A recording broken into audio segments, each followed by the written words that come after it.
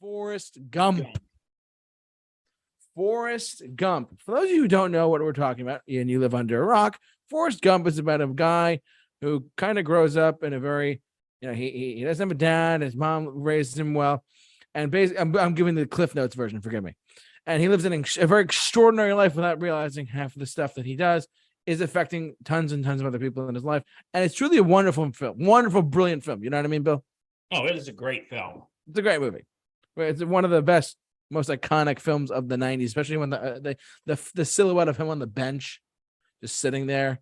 And of course, one of the greatest lines ever. Yep. Life is like a box of chocolates. You never know what you're going to get. Yes. By the way, just a fun fact with JT here for a sec.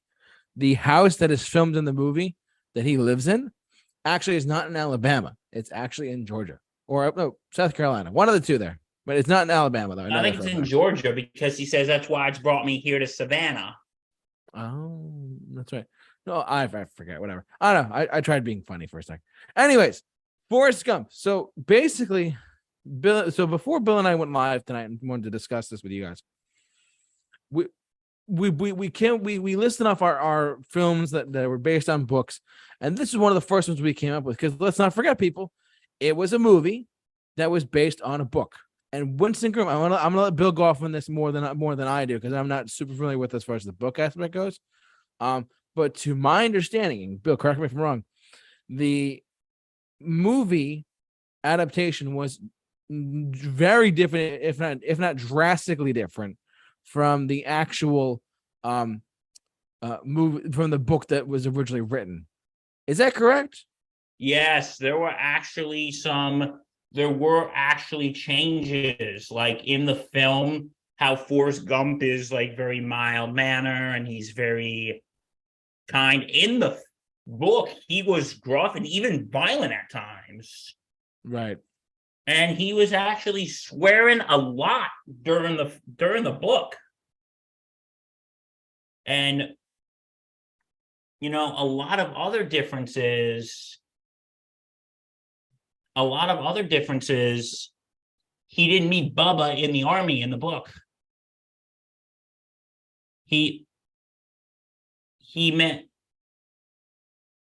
in the book, they met each other at a football game when they were in college. And the book, in a way, from what I'm about to tell you, and I haven't read the book, I'm just Screen Rant is helping me out today. Shout out to Screen Rant. Not sponsored, by the way. But the book, JT, in a way, is a lot darker. Is it really? Because I haven't read the book. I haven't read the book, but I'm just reading off here, like on Cliff Notes. Yeah, for instance,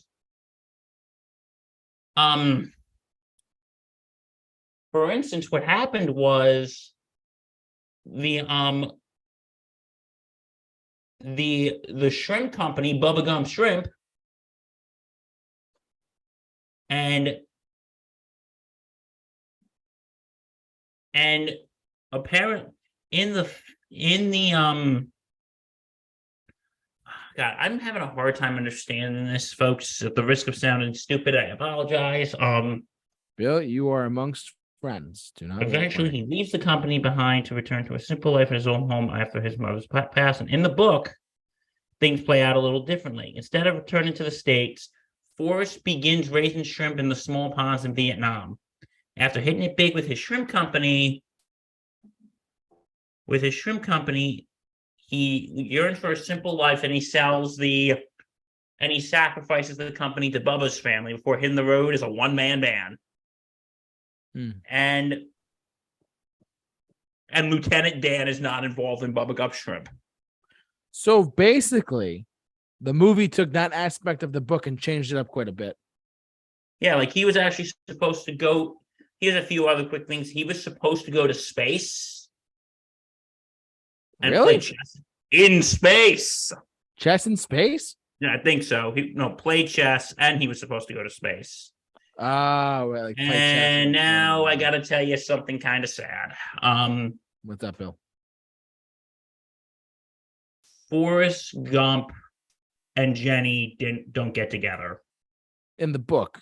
In the book, they don't get together. In the film, after years of inherent separation and heartbreak, Forrest discovers that Jenny has given birth to his son, and the three finally come together as a family till Jenny passes away a year later. The book, Jenny, okay, in the movie, Jenny dies they get married and Jenny dies a year later. Yeah, spoilers for the people who haven't seen the movie. All two of you. Yeah. But apparently, okay, Forrest and Jenny did have a son in the book, but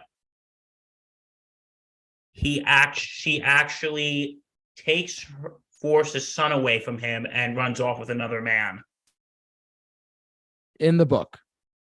In the book, basically Jenny was cheating on Forrest.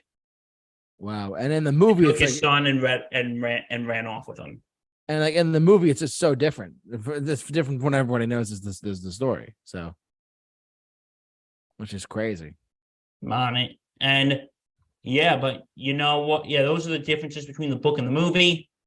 But you know who really didn't like the movie? Don't tell me. Winston Groom. The author of the book. How could he? The reason why he didn't like it more, it had to do with the root of all evil, my friends. Money. It's all about the green guy. Wanna be somebody. Yeah. It's the money. Yeah. Winston Groom basically got screwed over. Because in the contract, it said something like if the movie makes a profit, he was only supposed to get 3%. And he basically didn't get a dime out of the movie. That's really, I mean, that's just terrible. And what ended up happening was there was actually a sequel book to Forrest Gump. But they never made that into a movie. Yeah, because we talked about that last year in sequels where that never happened. That never happened. Yeah, check that out too for if you guys are just curious. And you know, go watch when we did our sequels that never happened. Because they do talk about, because what happened was Winston Groom was actually paid $350,000 for the screenplay rights and was contracted for a 3% share of net profits. However, Paramount and the film's producer did not pay him the percentage, using Hollywood accountant to deposit that the blockbuster film lost any money. Tom Hanks, by contract, contracted for a percent share of the film's gross receipts instead of a salary. He and director Zemeckis received $40 million. In addition, Groom was not mentioned once in any of the film's Oscar-winning speeches. Groom's dispute with Paramount was later effectively resolved after Groom declared he was satisfied with Paramount's explanation of their accountant. This coinciding with Groom receiving a 7-figure contract with the Paramount film rights to another of his books, Gumping Company. The film was never made. So I don't think it was really the quality of the movie that made Winston Groom dislike the movie. I think it was the fact that he basically got screwed over.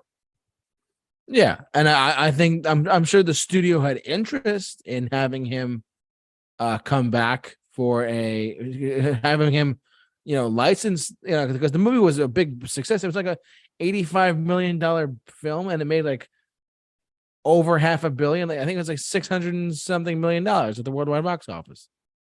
It was a big success. There was actually in the opening pages of Gumping Company, Winston Groom put a little note, no, don't ever let people make a film of your life story. Yeah. So yeah, I think Winston Groom is sort of different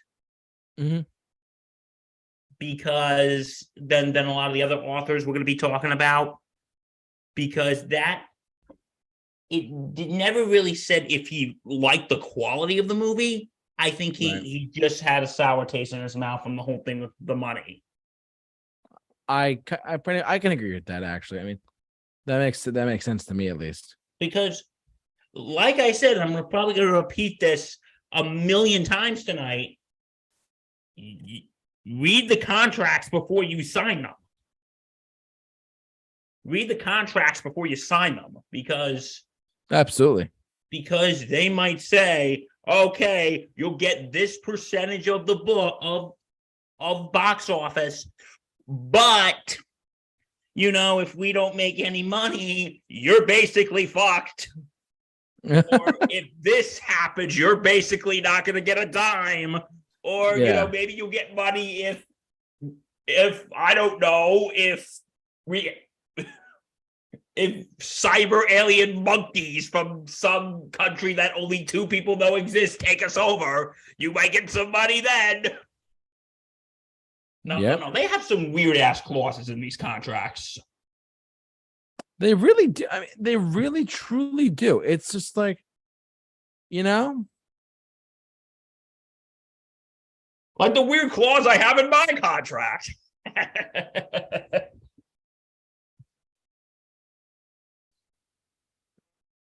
Oh, you're funny. Sorry, it took me a second there. Oh. So, but yeah, Forrest Gump, one of our first films we wanted to touch on, and how the author hated the adaptation. Truthfully, he just did.